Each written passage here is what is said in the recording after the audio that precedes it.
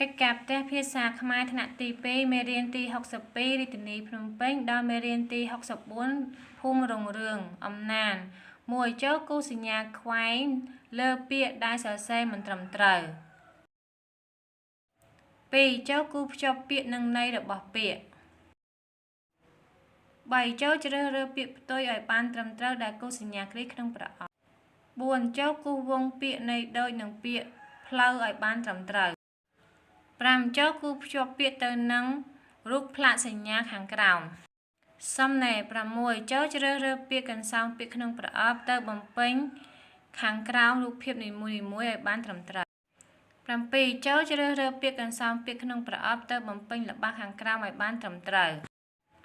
8ចូលបំពេញចន្លោះខាងក្រោមឲ្យបានជាល្បះត្រឹមត្រូវ9តាមរយៈរូបភាពខាងក្រោមចូលតែងល្បះឲ្យបាន2 10ចូលតែងល្បះនឹងពាក្យភូមិសម្បូរ